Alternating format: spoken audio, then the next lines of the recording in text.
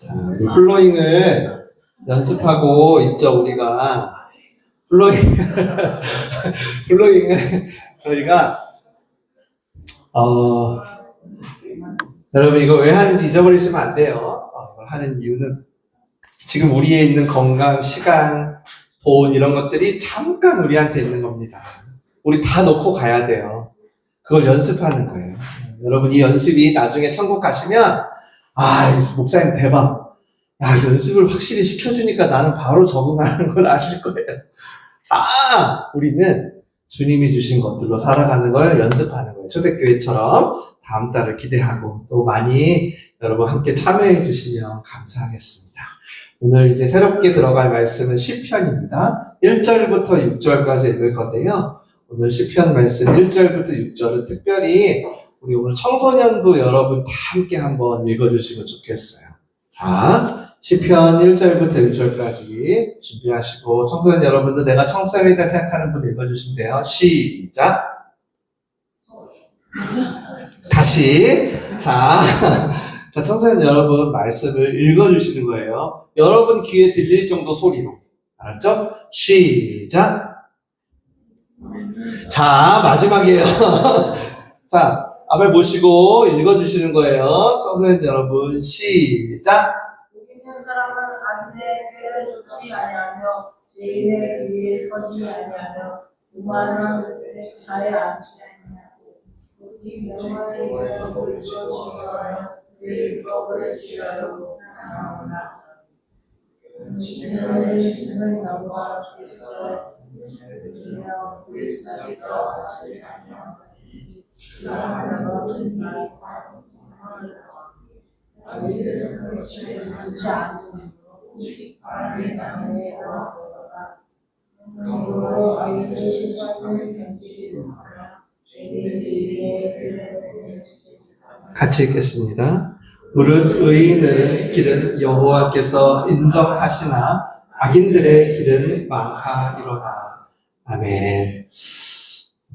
사실 요즘 이렇게 책을 잘 읽지 않고 핸드폰이나 미디어로 정보를 듣는 시대에 청소년들이 말씀을 읽을 기회를 주고 싶었습니다. 기적의 노래라는 제목으로 시편 시리즈를 시작하겠습니다. 처음인 것 같아요. 제가 지금 이제 7년이 넘어서 저희 민들레오 씨가 8년째 되어 가는데 처음으로 시편을 주일날 나누는 것 같아요. 굉장히 기대도 되고 또 한편으로는 우리 모두가 함께 어떤 말씀을 봐야 할지에 대한 좀 궁금함도 있습니다. 여러분 기독교의 경건주의 운동 중에 하시디즘이라는 운동이 있었어요. 그건 뭐냐면 엄격한 율법주의가 너무 성행했는데 거기서 벗어나서 일상 속에서 하나님과의 만남과 교감을 추구했던 전통이에요. 거기에 이런 가르침이 있습니다. 띄워주세요. 같이 읽겠습니다. 시작. 기적을 포기하지 말고 시편을 묵상하라. 한 번 더 시작. 기적을 포기하지 말고 시편을 묵상하라. 치유 시리즈를 지나서 저희가 새롭게 보고자 하는 말씀은 시편이에요. 성경에서 유일하게 하나님이 인간에게 말씀하시는 구조가 아닌 인간이 하나님께 반응한 모습이 성경이 된 책입니다. 즉 피조물인 인간이 창조주인 하나님께 드리는 말 혹은 행동, 마음 이런 것들이 세상에 성경이 된 거죠. 물론 150편이나 되는 성경을 주일날 다 다룰 수는 없어요. 그러면 10년이 걸릴지도 몰라요. 그러나 제가 이번에 여러분을 위해서 기도하고 꼭 필요하다. 정말 이것은 이분에게 기적의 노래가 되어야 한다. 라고 생각하는 것만 엄선해서 나누려고 합니다. 저희가 살다 보면 기적이 필요할 때가 있어요. 어떨 때죠? 정말 너무 어려운 인생의 숙제를 만났을 때. 또 어떤 때죠? 감당하기 어려운 고난? 이럴 때. 맞죠? 그때 하나님의 백성들은 이 시편을 묵상했습니다. 그렇게 시편을 통해서 고백한 사람들은 시편의 언어를 자기의 언어로 만든 사람들은 뭔가 다른 삶을 살았나 봐요. 그리고 그게 계속 쌓이고 쌓였나 봐요. 그러다 보니까 기적을 포기하지 말고 시편을 묵상하라 라는 전통까지 된 것입니다. 당연히 시편이 쓰여질 당시 사람들도 지금 저희와 같은 감당하기 어려운 고난과 현실이 있었겠죠? 혹 반대로 아주 기쁘고 행복한 상황도 있었겠죠. 그 모든 상황 속에서 이들은 하나님께 정직하게 반응하기 시작한 거예요. 그렇게 하다 보니까 때로는 시의 언어로, 때로는 함께 고백하고 싶으니까 거기다 운율을 넣어가지고 곡조가 붙은 노래로까지 이어진 거죠. 그렇게 절망, 기쁨 속에서 하나님께 반응하고 또 반응하면서 어떻게 됐을까요? 고백들이 쌓이고 기록돼서 후대로 전달된 거예요. 당연히 시간이 지나는 동안 어땠을까요? 하나님의 백성들은 이걸 학습한 거죠. 와, 이 고백이 우리에게까지 전달된 것은 하나님의 섭리구나. 하나님의 은혜구나. 그렇게 이 시를 읽는 것만으로, 때로는 이 읽을 힘도 없어서 누가 이 시를 낭독해 주는 걸 내가 듣는 것만으로, 때로는 그 힘도 없어서 누가 함께 찬양할 때 그 찬양하는 것에 있었던 것만으로 나에게 처해 있는 상황에서 찬양과 기도가 이루어지더라는 거예요. 이해할 수 없는 상황에서. 끝나지 않은 고통에서. 도대체 그럴 때는 하나님께 무슨 말을 해야 될지 모르게 되거든요. 시편은 실로 그렇게 나의 작은 신음까지도 하나님께 고백할 수 있다는 경험을 하게 해주었어요. 단지 시편을 그냥 묵상한 것뿐인데 그렇게 내가 어떤 삶을 살아야 할지 분별하게 되고 헤쳐나가게 되는 경험들 계속 쌓여온 거예요. 누군가 여러분 처음 오늘 읽은 시편을 기록한 사람이 있을 거 아니에요. 맞죠? 그 사람의 영혼이 하나님의 영과 쉽게 말하면 함께 울린 거예요. 그 울림이 언어가 되고 노래가 되고 그렇게 수천 년을 지나서 지구 반대편에 있는 전혀 다른 언어로 하나님께 고백하는 누군가에게 낭독된 순간 마치 그 사람의 영과 하나님의 영이 처음 시편을 썼던 사람의 영과 하나님의 영이 울린 진동처럼 똑같이 울린 거예요. 우리의 크로노스 시간 개념으로는 다 이해할 수 없지만 하나님의 카이로스에서는 같은 울림이 시공을 초월해서 시간을 뚫고 일어나는 거예요. 그렇게 시편은 우리에게 기적의 선물이 되었습니다. 그래서 저도 지금도 고난에서 헤어나오지 못하는 분들, 소망이 없어요 목사님 전 죽어야 돼요 이런 분들, 저는 기도할 마음도 없어요 이런 분들, 기도하고 싶어도요 말도 안 나와요 어떻게 해야 될지 모르겠어요 이런 분들을 뵈면 저도 꼭 이 시편을 소리내어 읽으라고 부탁을 드립니다. 어느 순간 한 사람의 마음의 그 간절함이 하나님의 영과 어떻게 된 거예요? 함께 울렸던 기록이 지금 도저히 어찌할 바 모르는 나의 영과 어울려서 동일한 울림이 된다는 거예요. 그 시편은 굉장히 신비한 선물이에요. 이제 여러분이 이번에 한번 직접 경험해 보실 건데 굉장히 신비한. 한 구약학자가 이런 말을 했어요. 넘겨주세요. 시편은 하나님의 숨어 계신 속에서도 은혜를 경험하게 한다는 거예요. 와. 솔직히 여러분 하나님이 숨은 것 같은 느낌 우리도 많이 받잖아요. 안 계신 것 같아. 그럴 때 없어요? 많잖아요. 근데 그 속에서도 은혜를 경험하게 한다. 너무 신비롭죠. 너무. 그래서 우리가 시편에 화답했다가 대답했다가 반응했다가 이렇게 하다 보면요. 어느새 우리의 실존에 치유와 회복이 나타난다는 거예요. 또 이건 단지 개인에게만 나타나지 않아요.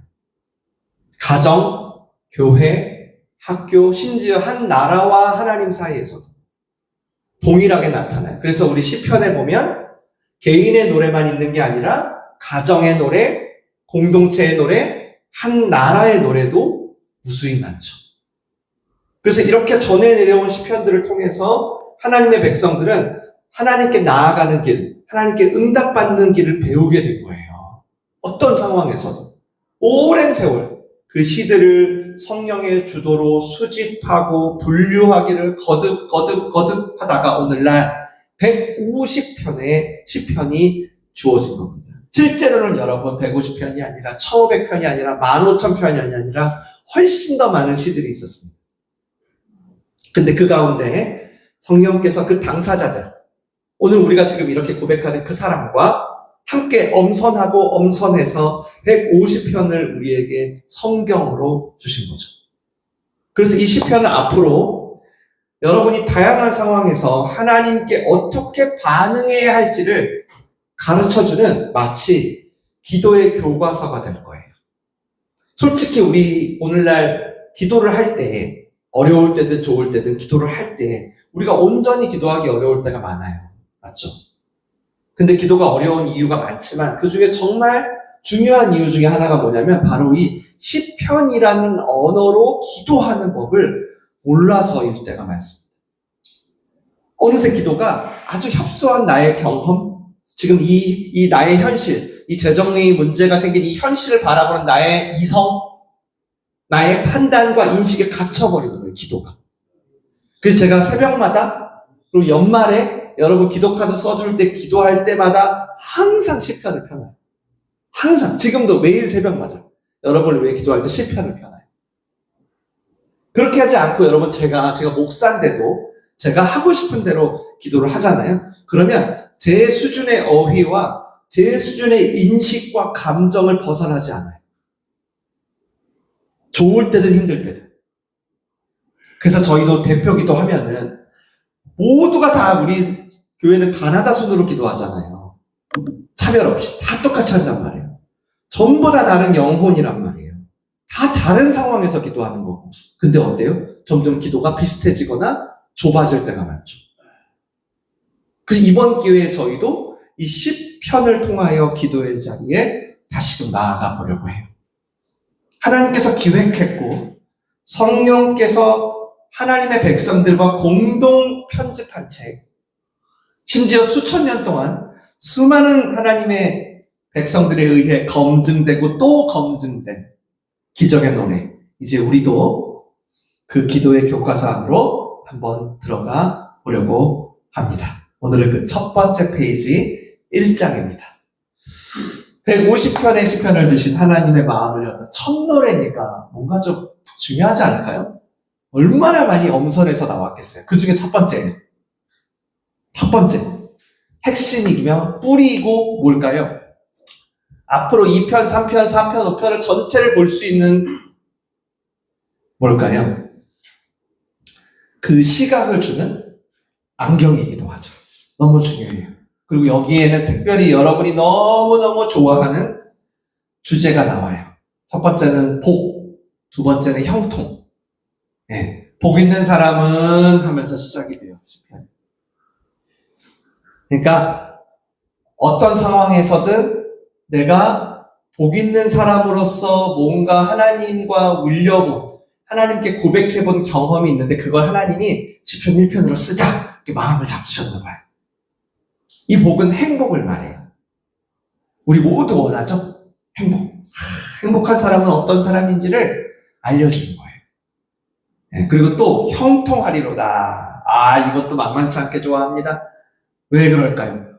모든 일이 잘 풀리는 거예요. 와, 이것도 너무 원하잖아요. 그러니까 당연히 우리의 관심을 끌 수밖에 없습니다. 그런 우리의 어떤 갈망에 대한 방향을 제시해주는 굉장히 중요한 시편이겠죠. 맞죠? 이런 상황에 여러분도 처하실 거 아닙니까? 어쩌면 오늘도 그거를 구하실 수 있겠어요. 하나님 저 형통하게 해주세요. 저 복 주세요 하실 수 있잖아요. 그때마다 오늘 이 시편의 고백이 여러분의 고백이 되기를 축원합니다. 네, 그래서 이 시편은 다 익숙하세요. 그래서 제가 퀴즈를 하나 낼게요. 오늘 오늘 청소년들이 읽어줬고 여러분도 읽었으니까 퀴즈. 오늘 1편에 나온 복 있는 사람은 밤낮으로 무엇을 하는 사람일까요? 기도. 아멘을 외쳐야지. 아멘. 기도. 땡.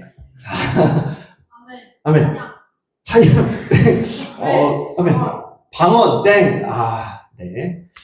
한번 다시 읽을까요? 그 페이지 맨 앞으로 한번 넘어가주세요. 아멘.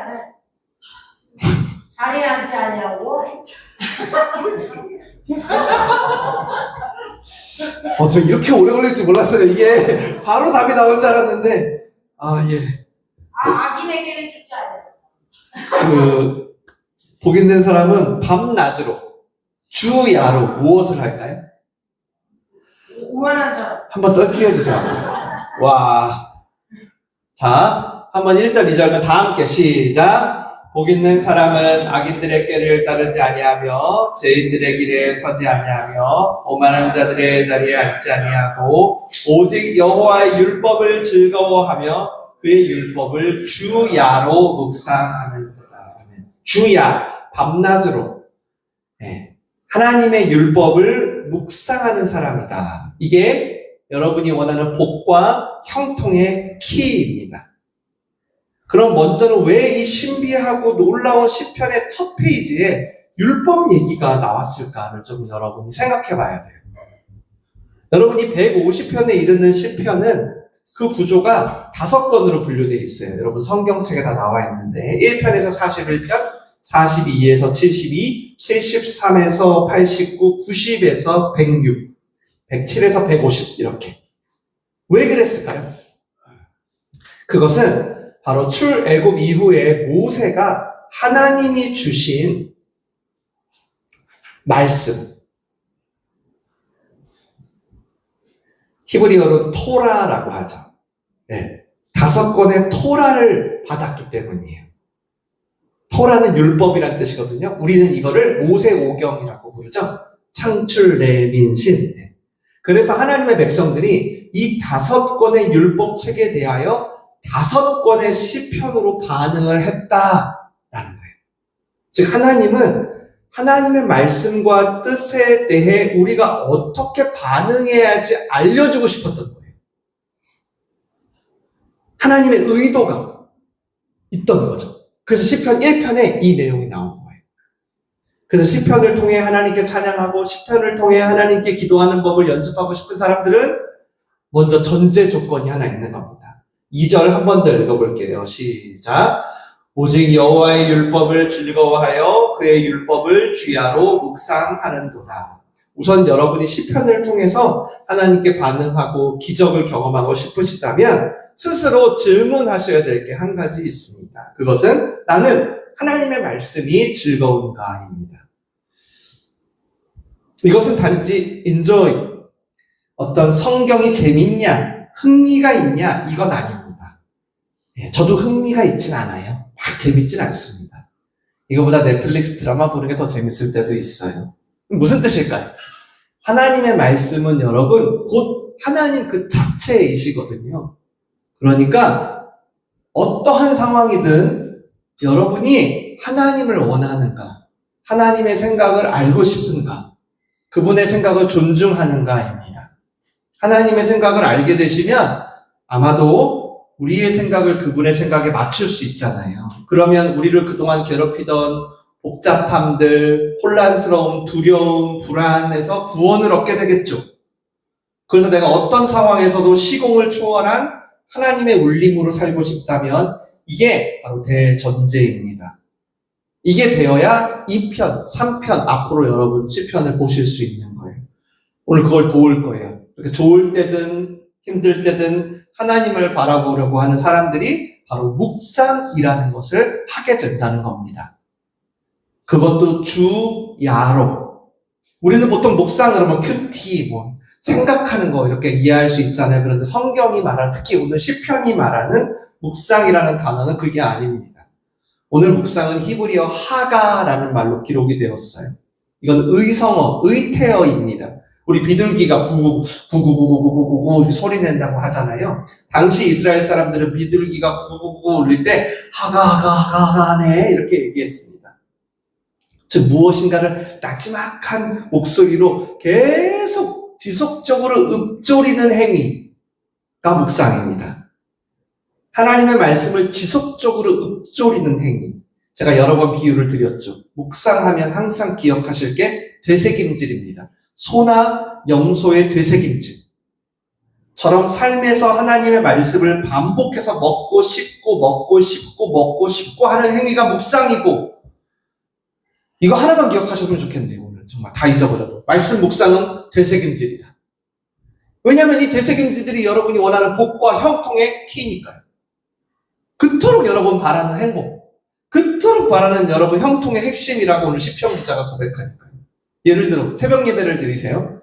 거기에서 나를 약간 클릭하는 말씀이 있는 거예요. 어떤 단어, 어떤 때로는 어떤 문장, 아니면 어떤 이미지, 무엇이든 그걸 붙잡는 거예요. 새벽에 시간이 없잖아요. 출근해야 되니까. 그러니까 오래 묵상할 수가 없단 말이에요. 그래서 만약에 예를 들면 내 이웃을 내 몸과 같이 사랑하라 이런 말씀이 끌렸어. 그럼 그때 할 수 있는 거는 뭐예요? 그래, 이웃을 사랑하며 살자. 이 정도 했다고 쳐요. 근데 한 11시 됐어. 한 4시간 지났죠? 11시 됐는데 묵상을 제가 좀 전에 뭐라 그랬죠? 되새김질이라고 그랬잖아요. 성령께서 한 11시쯤 됐는데 또 그 말씀을 떠오르게 한 상황이 생긴 거예요. 진짜 나를 열받게 하는 과장님이 스쳐간 거예요. 성령과 더불어 그 말씀이 다시 소화가 되는 거예요. 아침과는 또 다른 묵상이 되는 거예요. 이웃을 사랑하신 게 저 인간 때문이었구나. 그래, 오늘은 내가 참는다. 오늘은 내가 사랑은 못해. 내가 근데 오늘 용납은 한번 해보자. 막 이렇게 가는 거죠. 그러다 이제 한 오후 5시가 됐습니다. 한 6시간이 지났어요. 근데 또 되새김질이 일어나는 거예요. 여러분, 이게요, 많은 시간이 필요한 게 아니에요. 그리고 여러분이 막 의지를 내가지고 내가 막 해야지, 이게 아니에요. 때가 되면요, 다시 올라와요. 되새김질이. 영혼과 영혼이 만나는 그 울림처럼. 근데 오후 5시는 오전 7시랑 오전 11시랑 또 달라요. 또 다른 종류의 울림인 거예요. 그리고 이제 자기전이 됐습니다. 근데 또 되새김질이 일어나네요. 이 말씀을 오늘 새벽에 주신 이유가 이거였구나. 나를 돌아보게 하시려고 그랬구나. 하면서 잠드는 거죠. 주야로 말씀을 묵상한다는 건 바로 이런 현상이에요. 그래서 제가 늘 말씀드리죠. 유명한 목사님 설교 듣는 것보다 아침에 말씀 단 한 절이라도 읽고 그 말씀으로 계속 되새김질하는 게 여러분의 복과 형통에 훨씬 중요하다. 이번 시리즈에서 여러분이 직접 실천해 보셔야 되는 미션이에요. 그렇게 되면 오늘 시편은 어떤 일이 일어난다고 하나요? 3절을 함께 읽겠습니다. 시작. 그는 시냇가에 심은 나무가 철을 따라 열매를 맺으며 그 잎사귀가 마르지 아니함 같으니 그가 하는 모든 일이 다 형통하리로다. 우와, 이 정도예요, 여러분. 되새김질 하셔야겠어요? 안 하셔야겠어요? 밤낮으로 되새김질 하는 사람은 인생 나무가 있대요. 근데 그게 시냇가에 있게 된다는 거예요. 여러분, 이 구절은 원어로 보면 이런 해석이에요. 시냇가에 심은이 아니라 이건 오역이에요. 사실 나중에 성경이 번역되면 바뀌어야 되는데 심겨진입니다. 내가 심는 게 심겨진 나무라는 뜻이에요. 그러니까 하나님에 의해 내가 원래는 다른 곳에 있었나 봐요. 근데 이 시편 지은 사람이 시냇가로 옮겨졌다라는 뜻이에요. 내가 막 애를 써서 옮긴 게 아니라요. 그래서 막 나무는 애를 쓸 필요가 전혀 없는 거예요. 그냥 되새김질만 했을 뿐이에요. 근데 어느새 잎이 무성해지는 거예요. 그랬더니 열매가 튼실히 열리기 시작하는 거예요. 시냇가에 나무가 심겨졌으니까 늘 공급이 있는 거예요. 너무 심플하죠. 잘하든 못하든 주야로 되새김질을 했더니 모든 일이 형통하다. 이래서 여러분 시편이 여러분에게 참 필요해요. 복잡다단한 우리가 아주 심플하게 고백할 수 있어요. 여러분, 이 고백이 왜 시편 1편이 됐겠어요? 한 4편, 7편, 한 70편, 다른 데 가도 되잖아요. 왜 하나님이 1편으로 했었겠어요? 당시 이 시대 사람들 똑같이 우리처럼 복잡하고 견디기 어려운 현실 속에 처해 있었어요. 즉 뭐예요? 우리가 세상에서 나가면 도리어 말씀대로 되새김질하면서 살려는 사람들이 더 힘들어 보이고 악인들, 오만한 자들, 그들이 더 잘 되는 것 같은 거예요. 그러다 보니까 기도도 안 하고 싶은 거예요. 기도해봤자 뭐해? 들어주지도 않는데. 네. 기도도 못할 만큼 우리의 영혼이 척박해지는 거예요. 그걸 하나님이 너무 잘 아시는 거예요. 그래서 이렇게 시작을 하라고 하는 거예요. 시작을. 즉 오늘 시편은 너희들 말씀을 되새김질하면 모든 게 잘 될 거야 라고도 할 수 있지만 더 중요한 건 하나님은 사실은 이렇게 고백해야 된다는 거예요. 당장 너희의 현실이 시냇가에 심긴 것 같지 않아도. 6절입니다. 시작. 무릇 의인들의 길은 여호와께서 인정하시나 악인들의 길은 망하리로다. 현실은 악인들이 더 잘 되는 것 같은 거예요. 그래 보일 수 있잖아요, 솔직히. 그런데 이 시편 1편을 통해서 그런 상황에서도 고백하라는 거예요. 의인의 길은 여호와께서 인정하시나 악인들의 길은 망하리로다. 이렇게 고백하는 사람이 시편으로 연결된 기적의 노래를 부르게 된다는 거예요. 그래야 무엇보다 시편 2편으로 갈 수 있다는 거예요. 그렇게 시편을 통해 반응하면서 나의 현실이 어느새 시냇가에 심기어져 있다는 것을 경험하게 되는 거죠. 여러분, 그래서 여러분의 고백이 굉장히 중요합니다. 특별히 이번 시편 시리즈에서. 바른 신앙 고백이 여러분을 버티게 하고 살리게 할 거예요. 시편은 그걸 도와주는 선물인 거고요. 그래서 눈에 보이는 현실이 그렇지 않아도 우리는 어떻게 고백을 해야 돼요. 복 있는 사람은 하나님의 말씀을 되새김질하는 사람입니다. 그런 사람은 시냇가에 심은 나무처럼 모든 일이 잘 될 것이다. 고백해야 돼요. 도저히 믿기 어려운 때이면 더욱 고백해야 돼요. 오늘 말씀처럼 고백하기 힘들수록 더 이 시편을 읊조리세요. 먼저는 적어도 내 귀에, 오늘 내가 청소년들 시켰잖아요. 내 귀에 들릴 만큼 소리를 내서 나 자신에게, 내 영혼에게 들려줘요. 알았죠? 그게 1번. 그러면 그 고백이 나를 새롭게 할 거예요. 그리고 수많은 믿음의 선배들이 그랬듯이 되새김질의 울림 속으로 나를 초대할 거예요. 아까 제가 막 의지를 내서 되새김질 하는 게 아니라 그랬어요. 그렇게 고백하기 힘든 현실에서도 버티게 하고 살 길을 찾게 하는 거죠. 그리고 이번 기회에 두 번째는 암송을 좀 해볼 거예요. 제가 이걸 준비하면서 여러분의 수준을 제가 막 평가하는 건 아닙니다. 그런데 제가 지금 우리 민들의 옷이 성도님들이 삶에서 어떻게 주님과 동행하는지를 좀 오랫동안 살폈을 때 이제는 이게 조금은 필요할 것 같아요. 율법은 아니에요. 사랑의 마음으로 권하는 겁니다. 이 암송이 여러분의 되새김질에 도움이 될 거예요. 시편 끝날 때까지 매주 한 구절씩만 해보려고 했거든요. 근데 오늘 첫날이잖아요. 그래서 제가 과감하게 오늘은 6절을 전부 해보면 좋겠습니다. 1절부터 6절까지. 어렵지 않아요. 개인적으로도 하시고요. 만약에 목장별로도 함께 암시하신 목장은 또 제가 개인적으로 금일봉을 하사하도록 하겠습니다. 지난 고난주간 때 좋았죠? 자, 이번 금일봉을 꼭 타내세요. 금일봉을 하사하겠습니다. 네, 다음 주까지 한번 도전해보세요. 속는 셈 치고 저 인간 목사가 그래도 시편이라는 그게 성경이잖아. 하나님이 말씀하신 게 아닌데 어떻게 성경이 됐지? 사람의 말인데. 그러고 보면 그래, 저걸 내가 한번 암송을 해보라고 하는데 한번 해보자 해서 여러분 삶에 되새김질이 있는지 없는지 보세요. 그리고 여러분 삶이 시냇가에 심겨지는지 보세요.